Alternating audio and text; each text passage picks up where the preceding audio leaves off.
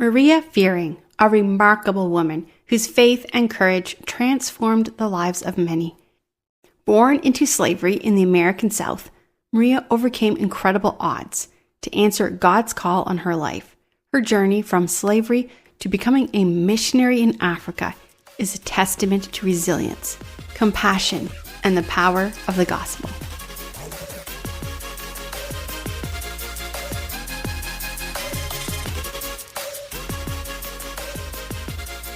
Welcome back to the Church History Podcast. I'm your host, Lorelee Siemens. We had a great family vacation. Now, I had planned on doing some writing for my third book, but once I arrived at our vacation spot, I felt like I needed to give myself the whole week to just relax and be refreshed.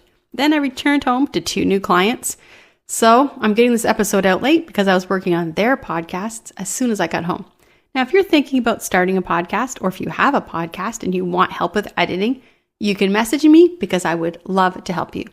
Now, before we dive into today's story, don't forget to order my 2 books on church history.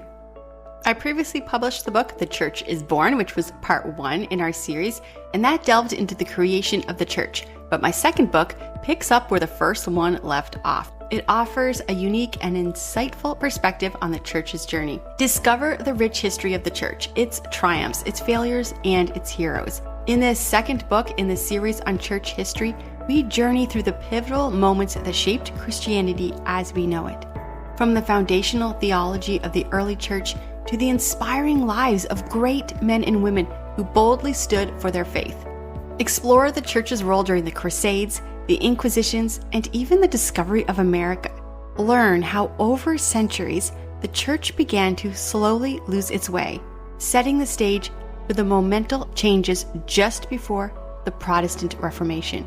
With each chapter highlighting a different story, you're going to be inspired by the heroes of our faith and challenged to reflect on the lessons from the church's successes and its stumbles.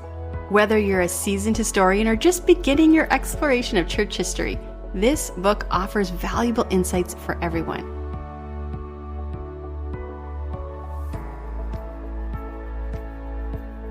Mariah Fearing knew hardship from the moment she was born. The sweltering July heat of 1838 wrapped around the small cabin where her mother held her for the first time. Outside, the Alabama fields stretched wide, their cotton plants swaying in the wind. But Mariah's world was not free like the wind, because she was born into slavery just like her parents. Yet even in this life as a slave, Mariah found strength in her family and in her faith. As a young girl, her mother would whisper words of encouragement to her at night and tell her stories of life beyond the plantation. The other slaves would meet in the evening and sing songs that carried their story of hope. She'd been given the last name Winston after the family that owned her, but in her heart she knew she belonged to her parents, not to the people who owned her. One day when she was free, she would take back her name, and she would no longer be Mariah Winston. She would be Mariah Fearing. And though she didn't know it yet, she would one day leave her mark on history. Then at the age of 12, Mariah was moved to a new area of the plantation. Mariah wiped her hands on her apron and glanced out the window. In the distance, she could see the cotton fields where her parents were working under burning Alabama sun. They worked from sunrise to sunset. But Mariah's world was different. She lived now inside the Winston household and tended to the family's every need. She scrubbed floors, fetched water, served meals, and was always careful to stay quiet and be obedient. But despite the pain of being separated from her parents, something unexpected happened within those walls. The Winstons were devout Presbyterians, and though Mariah was not treated as one of them, she listened closely whenever they read the Bible. She started memorizing the catechisms with their children. She soaked in the words.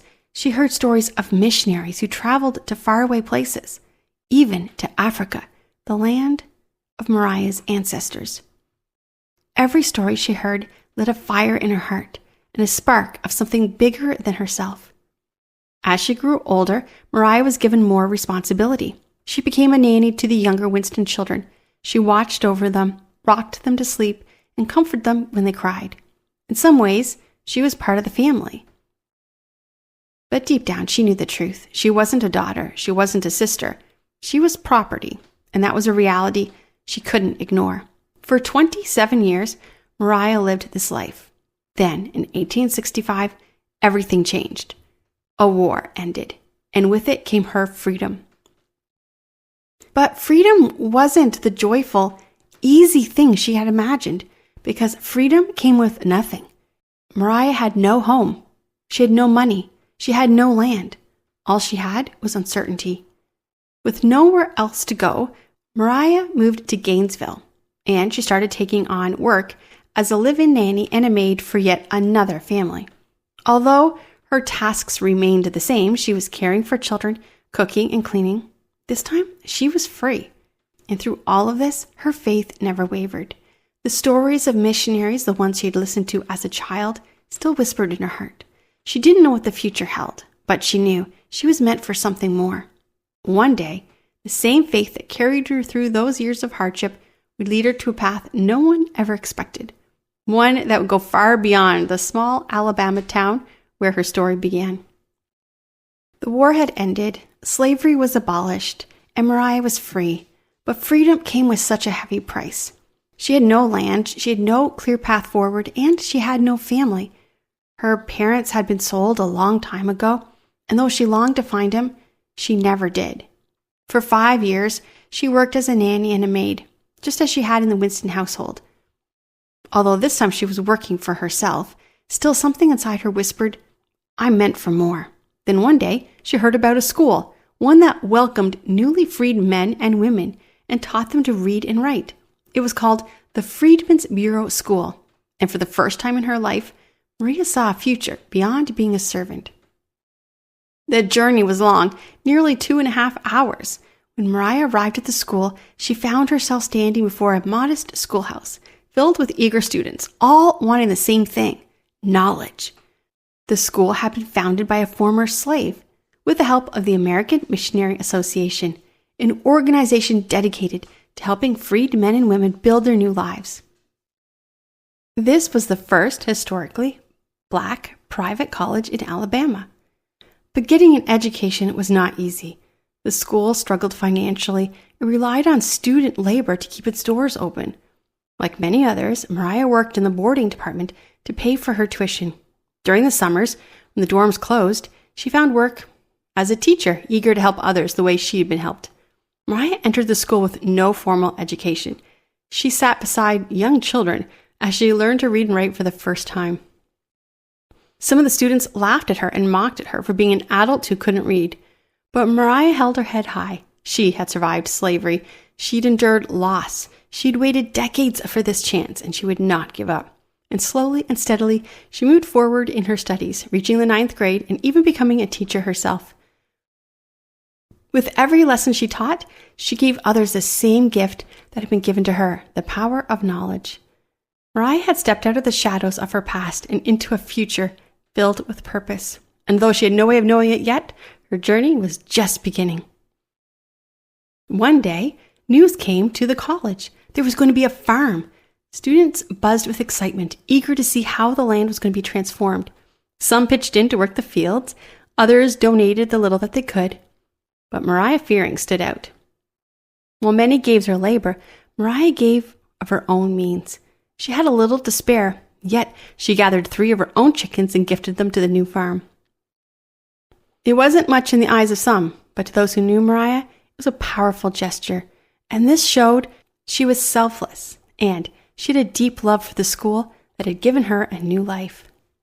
Though Mariah never officially earned a teaching certificate, she became a beloved figure on campus. She taught informal classes in one of the buildings. She helped care for the young women in the dorms, and even shared her room with younger students who had nowhere else to go. Among them were 2 women, Lillian Thomas and Lillian Gaunt. Both were more than 20 years younger than her, and they would change the course of her life. Years passed, and by 1894, Maria had settled into the quiet rhythms of the school. Then one day, Lillian Gaunt returned to campus. No longer a student, she was now a missionary's wife. She had married Henry Shepherd, a man whose name carried weight across those who followed missionary work in Africa. The couple had spent years in the Congo Free State, sharing the gospel and witnessing to the suffering people under King Leopold II's rule.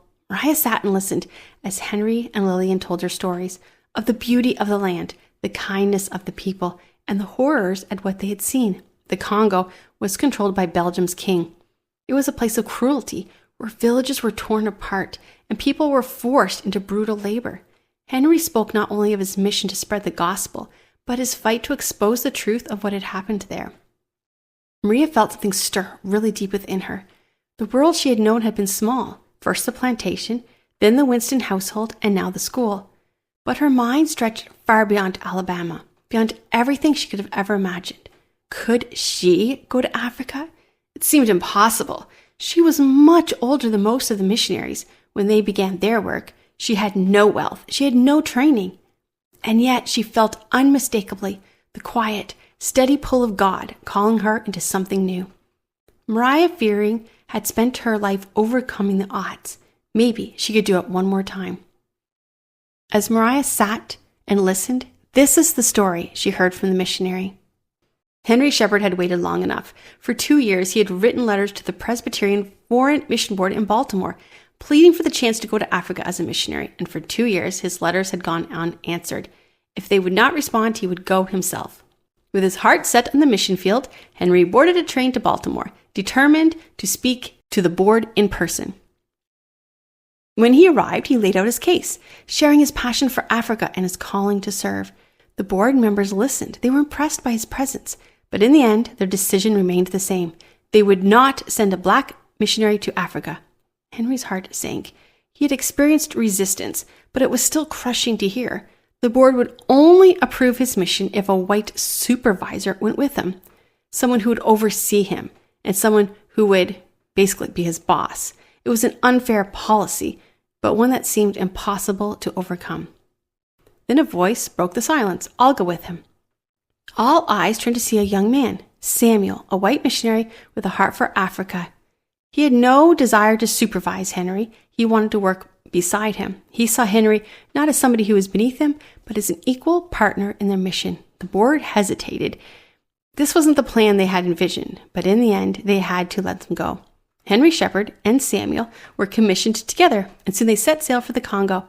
It was the beginning of something far greater than any of them could have ever imagined. Before reaching the heart of Africa, Henry and Samuel made an unexpected stop, Belgium. There they secured a meeting with the most powerful man in the Congo, King Leopold II. The monarch greeted them with warmth and enthusiasm, not approvingly as they spoke of their mission. He assured them that their work in the Congo was noble, that their presence would help civilize the local people and bring them into the Christian faith. He granted them permission to establish the mission and offered his full support. But what Henry and Samuel didn't realize was that Leopold's kindness was a lie. Far from a benevolent ruler, the king had turned the Congo into his personal empire. His first fortune came from ivory, but now his focus had shifted onto something more valuable, rubber. The demand for rubber was soaring, and Leopold had no intention of letting the riches of the Congo slip through his fingers. But his wealth came at an unspeakable cost. To enforce his rule, he employed a fierce warrior tribe known as the Zapo Zaps. These men acted as his enforcers. They terrorized villages that failed to meet their rubber quotas. Those who resisted were slaughtered. The most famous punishment was the severing of hands. This was a gruesome proof, and an example had been made to anyone who disobeyed.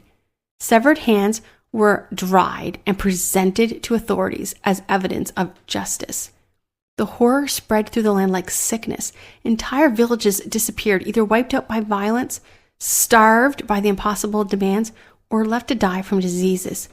It's estimated that half of the Congo's population perished under Leopold's rule. Henry and Samuel arrived in the Congo believing they were on a mission to spread the gospel, but when they stepped into the land gripped by one of the darkest reigns of terror the world had ever known, and soon they saw the truth for themselves. At first, Henry and Samuel went about their work in the Congo, totally unaware of the horrors that were lurking beneath the surface. They built relationships with local people, shared the gospel, and worked to establish a mission station. The land was rich and full of life, but something felt wrong. There was an uneasiness in the air, a fear that hung over the village like a storm cloud. Then that's when the missionaries began to see the truth. The whispers of cruelty reached them first. They heard stories of villages being torn apart. They heard of men disappearing and families who had starved to death. Then they saw the evidence with their own eyes. Missionaries met people who bore the scars of Leopold's brutal system. They saw the severed hands, dried and displayed. They listened to the grief of those who had lost loved ones, their voices shaking with fear and sorrow. The missionaries knew they could not be silent. Using their position, they began to document everything. They wrote detailed reports describing the horrors unfolding in the Congo. They gathered photographs, images that could not be ignored, and then sent their findings back to the Western world, hoping that someone would listen. The words sparked outrage. People who had once believed Leopold's lives of a civilized mission now saw the truth. This was not progress. This was a reign of terror. The missionaries' reports helped form one of the world's first humanitarian organizations, a movement dedicated to exposing and ending the sufferings in the Congo. These two men did not work alone to stop Leopold's empire, but what they did was something powerful because they shined a light in the darkness, and they did not allow all of the horrors to remain hidden. And because of their courage, the world did not look away. This was the story that Mariah listened to as she sat there listening to Henry and Lillian Shepherd tell their stories. And she knew God was calling her to the Congo. Mariah Fearing sat upright, her hands folded neatly in her lap, waiting for an answer. At 56 years old and barely 90 pounds, she did not look like the image of a missionary most had in mind. But her heart burned with conviction. She had heard the stories from the missionaries, and she knew God wanted her to go to the Congo. She spent her whole life fighting for opportunities that others had been handed freely. And this would be no different. She applied to the Southern Presbyterian Foreign Mission Board, hoping to join Henry and Lillian in their work. But the board was tied to a dark past. Decades earlier, during the Civil War, Southern Presbyterians had split from the Northern counterparts and formed their own denomination to protect what they called their way of life. That way of life included slavery. Some of its leaders had owned slaves, and worse still, the church itself had once leased slaved people to families in its congregation. Though the war had ended and slavery was abolished, this history still lingered. Mariah had never been one to let obstacles stand in her way, but this time, the rejection came quickly. The mission board declined her application. They cited her age, her frail health, and her lack of education. They didn't believe she could endure the harsh conditions of the Congo, and they didn't really see her as a proper candidate for missionary work. Mariah sat quietly as she received the news. Then she stood, nodded politely, and walked out the door. If they would not send her, then she would simply find another way. Rejection did not mean her calling had changed. God had placed this mission in her heart, and she would follow no matter what men thought of her. She didn't know how she was going to get to the Congo, but she believed deep in her soul that he would make a way. The Southern Presbyterian Foreign Mission Board had told her no. They had doubted her health, her age, and her ability to endure the hardship of missionary life. But Mariah had spent her entire life proving people wrong. She kept pushing, kept praying, and at last they relented and they let her go, only as a self-supported missionary. But that didn't stop her. Mariah had done something remarkable. For a Black woman in post-Civil War America, she had saved enough money to buy her own home. When the call to mission work in the Congo came, she didn't hesitate. Without a second thought, she sold her house to fund her journey. It was a sacrifice, but to Mariah, it wasn't even a question. God called her and she would follow. With the money from her home and with an additional $100 donated from a local church women's group, Mariah purchased a one-way ticket from New York City to the Congo. She had enough money for 2 years, and she prayed that hopefully after 2 years, the mission board would recognize her dedication. Now, she wasn't alone on her journey. Her close friend Lillian and Henry Shepherd traveled with her, making the long, treacherous 2-month voyage across the Atlantic. When they finally arrived, Mariah stepped onto the soil with both excitement and fear. This is what she had prayed for, fought for, and sacrificed for. But now, the real work was just beginning. Her journey was far from over. To reach the actual mission station, they were going to have to travel another 1,200 miles, and it was a hard trek. They were on a wagon, and then a riverboat, and at one point even a canoe. When they finally arrived, the missionary settled into a simple mud hut. This was a big contrast to anything she'd ever known, but hardships didn't matter to her. She'd come to serve. Mariah didn't leave behind many written records of her time in the Congo, but the few that exist paint a picture of a woman who was devoted to her calling. One article from a small missionary publication described how she would visit the homes of local villages, share the gospel, and offer kindness wherever she went. Her journey was long. She had many struggles, but now she was exactly where she was meant to be. In an article by Mrs. M. Fearing, she writes about her journey to meet the natives in the village, and she describes these visits as a very interesting experience indeed. This is what she wrote. Their lives are so unlike ours. One may gain quite a deal of knowledge of their customs and everyday life, but natives are very glad to have us visit them. They love to be questioned about their customs and things they're interested in. They take pride in telling us about their parents, and they also like to have us tell them about our way of living. We see many things that seem strange. The other day, on entering one of the little towns, my attention was attracted to a cry of a bear, a very young baby. On going into the house to see what was the matter, I found the mother of a 4-day-old baby flat on his back, stuffing it with bread and water as she would stuff a chicken.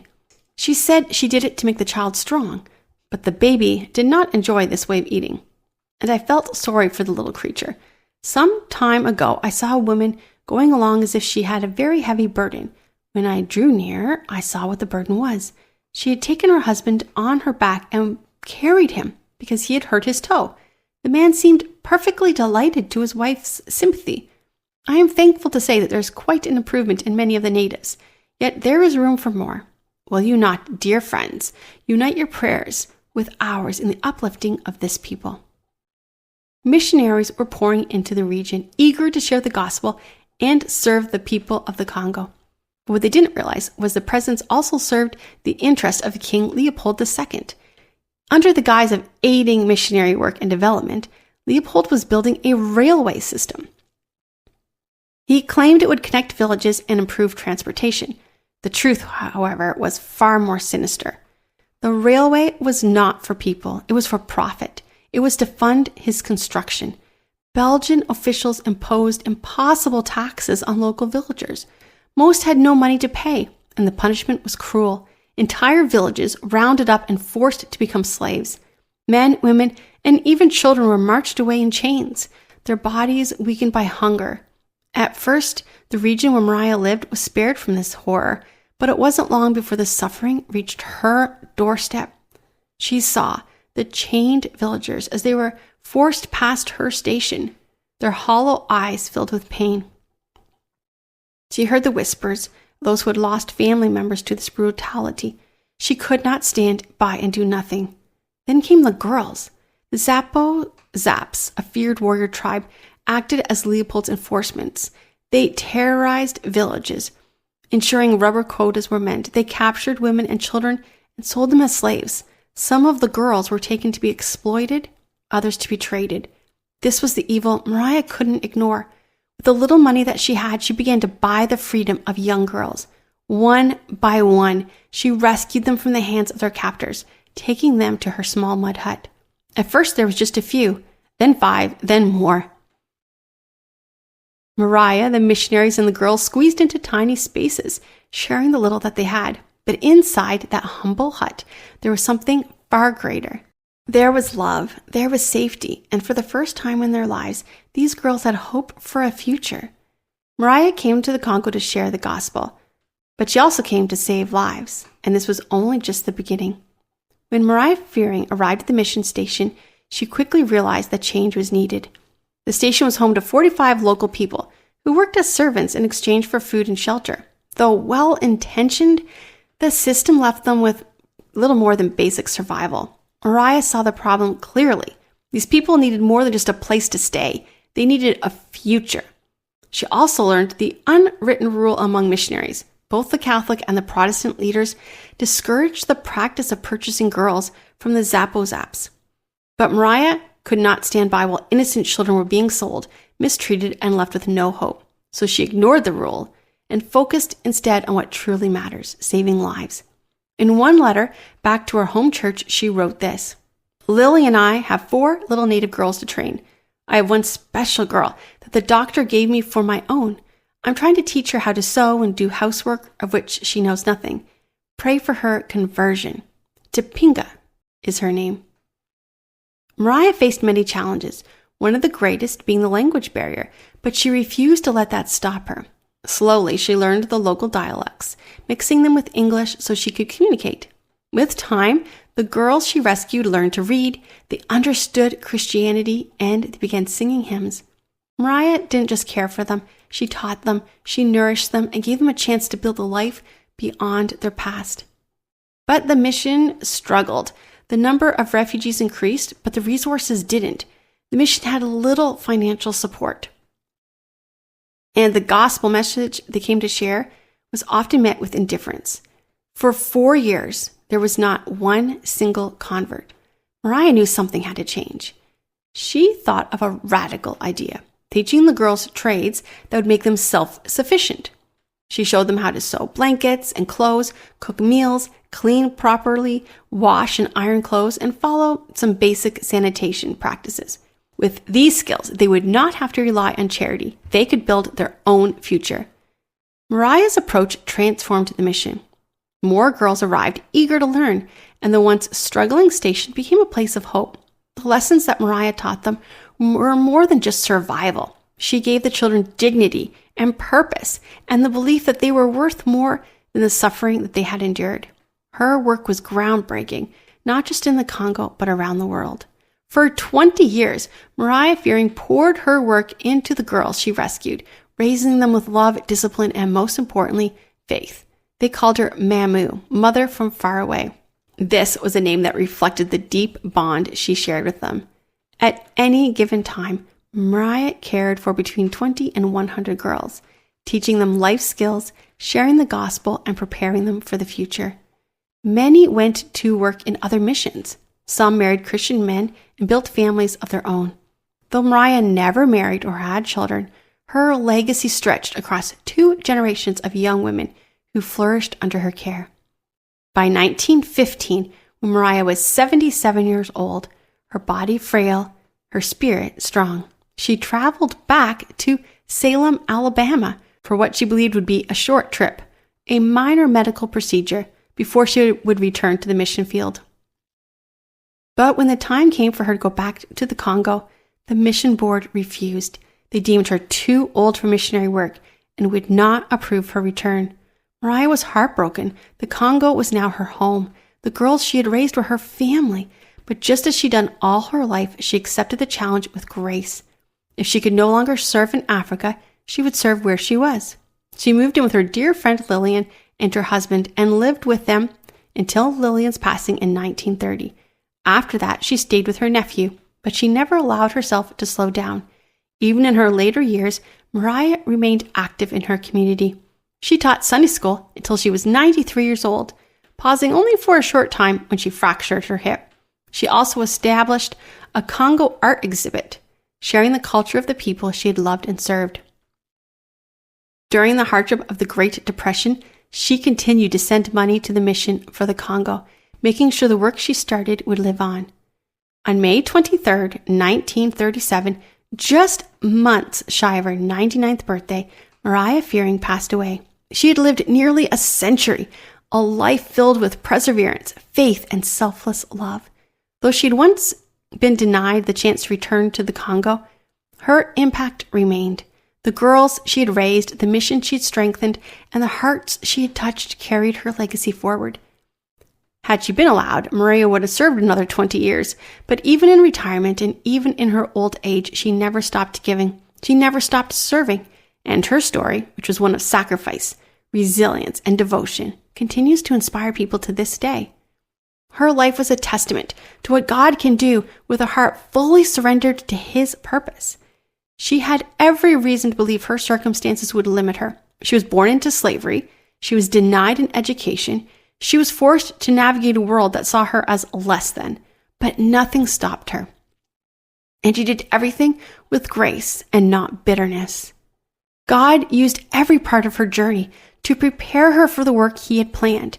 The years she spent as a domestic helper and nanny gave her the skills to care for the girls in the rescue in the Congo. The patience she learned as a teacher helped her guide them towards independence. The resilience she developed as a slave became the foundation of her unwavering faith. Mariah's life echoes the words of Joseph in Genesis chapter 50, verse 20. What you intended for evil, God used for good to bring about that many people should be kept alive as they are today. The suffering she endured was not wasted. It was transformed into something great. Through her ministry, countless young women were given hope, education, and most importantly, the life-changing power of the gospel. Her story is a powerful reminder that no one is too old, no one is too poor, and no one is too broken to be used by God. When you place your life in His hands, He can take even the most difficult circumstances and turn them into something beautiful. Thank you for joining us as we explored Mariah Fearing's incredible journey. We hope her story inspires you to reflect on how your own experiences, your good ones and your difficult ones, can be used for a great purpose. Keep listening for more stories of faith, perseverance, and the extraordinary ways God works in the lives of His people. If you enjoyed this episode, or if you know someone who would be inspired by this story, please share it. Next week, I'm telling one of my all-time favorite stories, Amy Carmichael. If you enjoyed today's episode, make sure to subscribe on YouTube or your favorite podcast app so you don't miss an episode. We release new content every Monday. And don't forget to check out our website at LoreleeSiemens.com for more information and additional resources. Thanks for listening, and we'll see you next week as we continue our journey through the incredible history of the church.